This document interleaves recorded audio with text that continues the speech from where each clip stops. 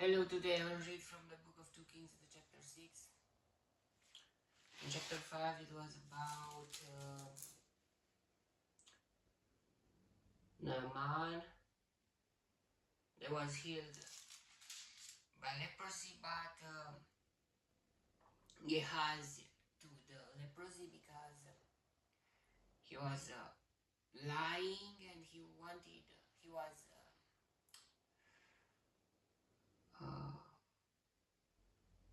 materialist and he wanted things more than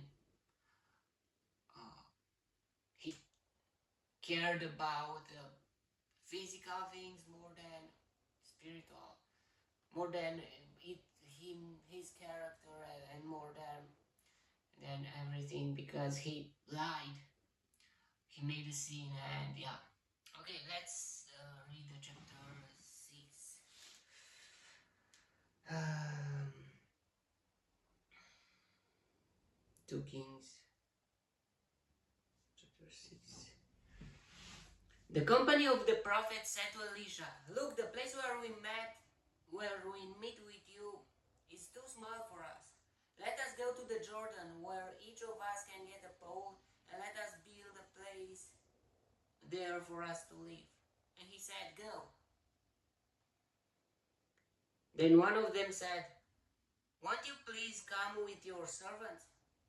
"I will," Elisha replied, and he went with them. They went to the Jordan and began to cut down trees. As one of them was cutting down a tree, the iron axe head fell into the water. "Oh, my lord," he cried out. It was borrowed.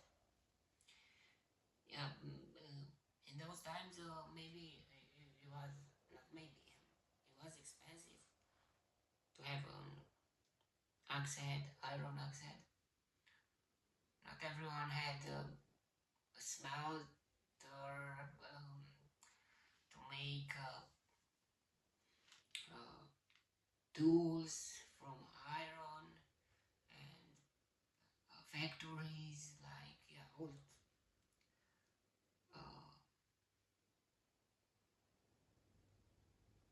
old factories, yeah, smithing, that kind of, yeah. The man of God asked, "Where did it fall?" When he showed him the place, Elisha cut a stick and threw it there and made the iron float. Wow. How is that possible? It's not. It's the power of God. "Lift it out," he said. Then the man reached out his hand and took it. Now the king of Aram was at war with Israel. After conferring with his officers, he said, "I will set up my camp in such and such a place."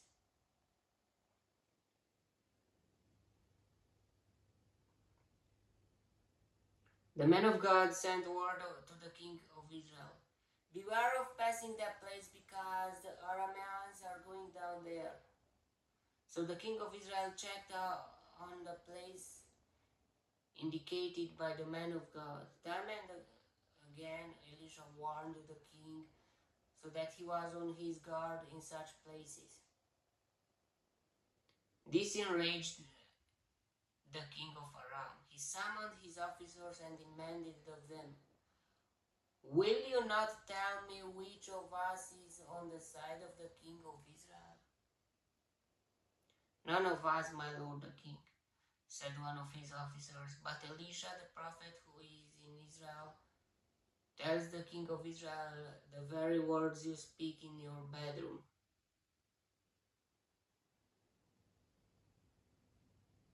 "Go find out where he is," the king ordered, "so I can send men and capture him." The report came back,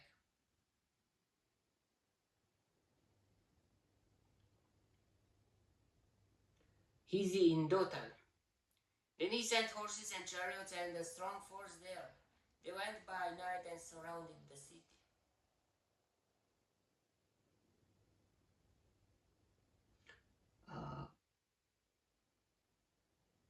So much importance. in things like that. I mean,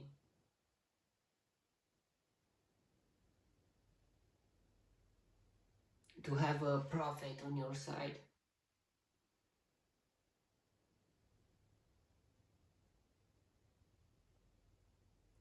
Then he sent horses and chariots and a strong force there.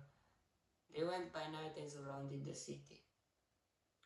When the servant of the man of God got up and went out early the next morning, an army with horses and chariots had surrounded the city.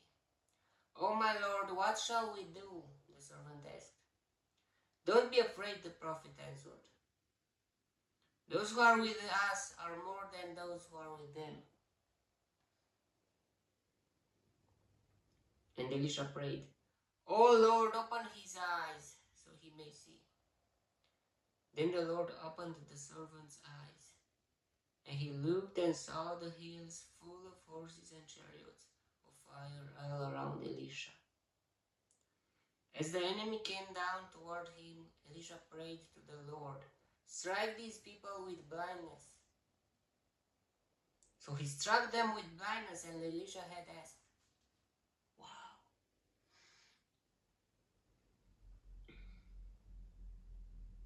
Then the Lord opened the servant's eyes, and he looked and saw the hills full of horses and chariots of fire all around Elisha.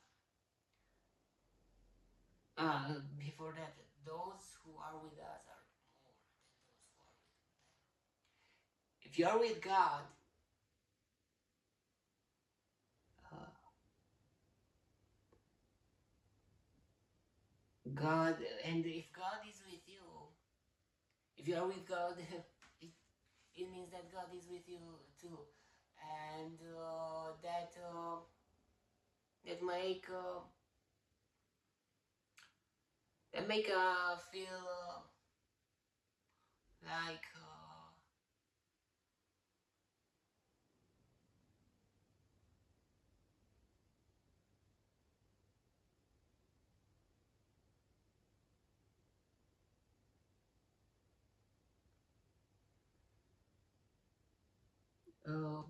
the majority is with you because God is everything. I mean, yeah, and if God is with you, who can stay against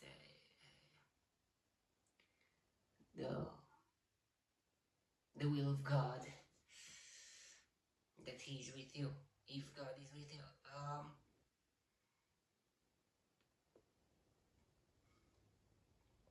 and Elisha had asked. Elisha told them, "This is not the road, and this is not the city." Wasn't it? It was. But follow me, and I will lead you to the man you are looking for. And he led them to Samaria. Is he lying, or what is happening? After they entered the city, Elisha said, "Lord, open the eyes of these men so they can see." But Elisha was there, and he was not lying. I mean, he was with them. Then the Lord opened their eyes, and they looked, and there they were, inside Samaria. When the king of Israel saw them, he asked Elisha, "Shall I kill them, my father? Shall I kill them?" He's telling him, "My father." The king gives respect to the prophet. "Do not kill them," he answered. "Would you kill men you have captured with your own sword or bow?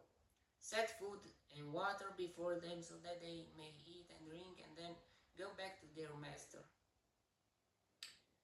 So he prepared a great feast for them. And after they had finished eating and drinking, he sent them away. Wow. They were going to a war, but they were eating and feasting like at a marriage, and yeah, it was.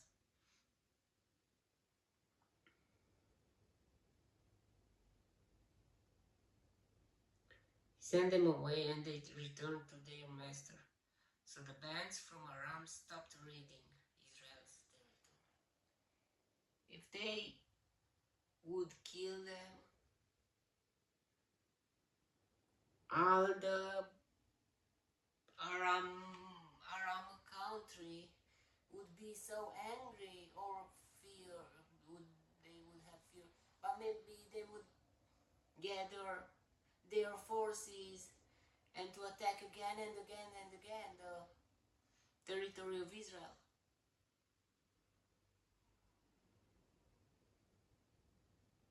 But look what happened. God's plans are way much better than our plans. So we must recognize God in everything we do.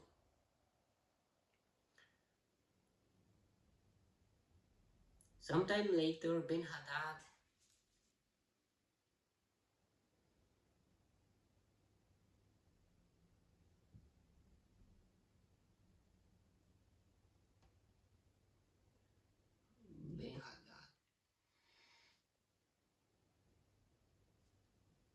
king of Aram, mobilized his entire army and marched up and laid siege to Samaria.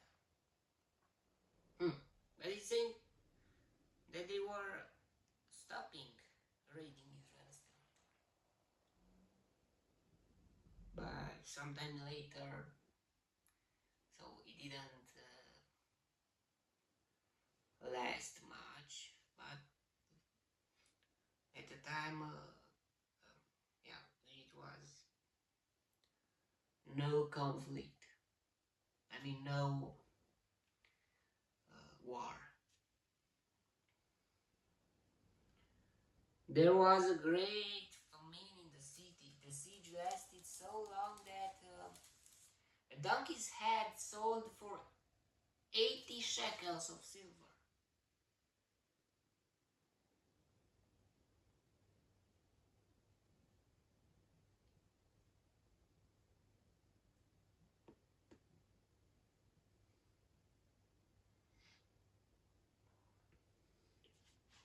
And a quarter of a cab of seed pods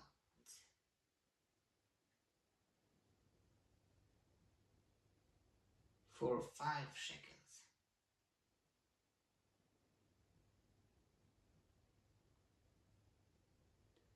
As the king of Israel was passing by on the wall, a woman cried to him, "Help me, my lord the king." The king replied, "If the Lord does not help you, where can I get help for you? From the threshing floor? From the wine press?" Then he asked her, "What's the matter?" She answered, "This woman said to me, 'Give up your son so we may eat him today, and tomorrow we'll eat my son.' So we cooked my son and ate him. The next day I said to her, 'Give up your son so we may eat him.' But she had hidden him." Wow.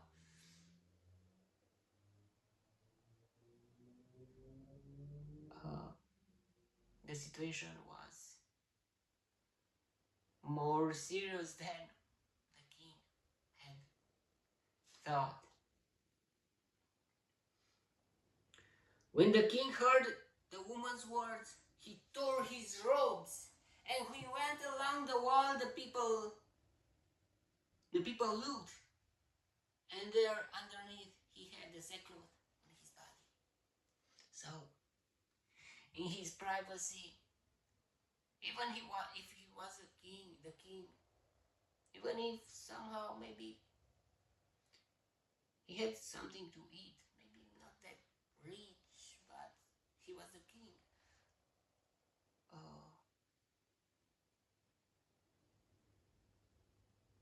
But he was not. He did care of the people of Israel, of his own people. He did care. Maybe he was praying all night in his privacy. He did care, and he wore a sackcloth.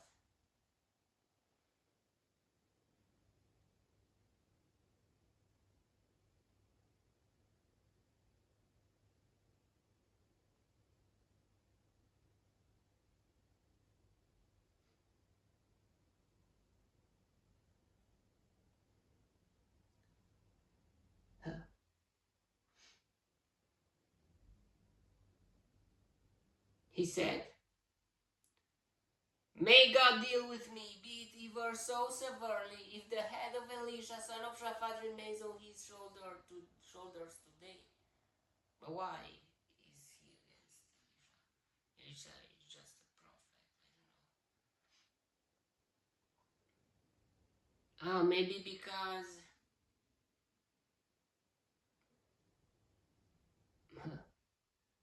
instead of killing the army of Aramean people, uh, uh, the king listened to Elisha and he gave them food like at a ceremony, and the time it was no war, but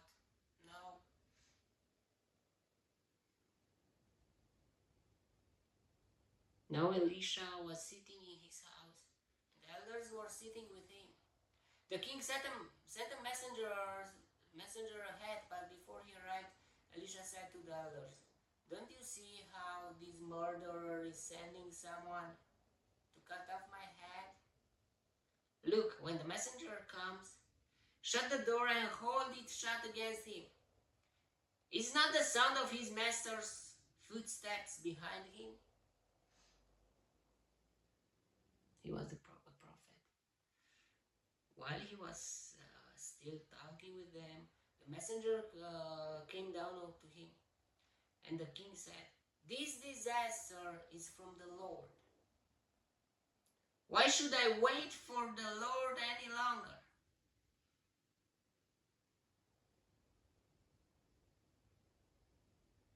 What? I don't understand.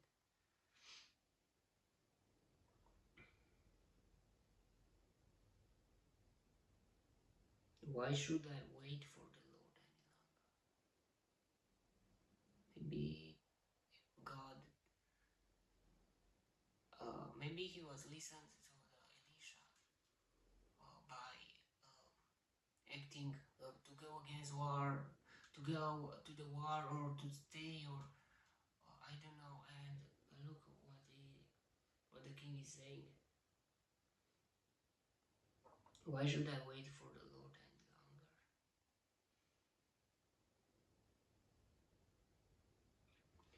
Yeah, it's a difficult situation.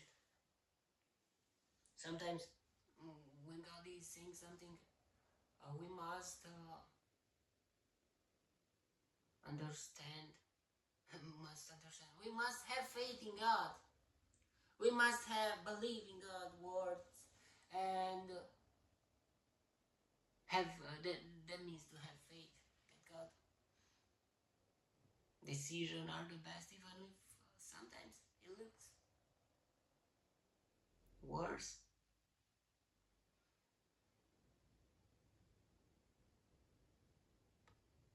Okay,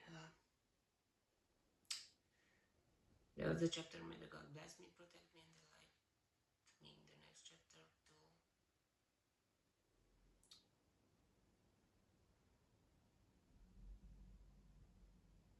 And if you want, you will see me there too. God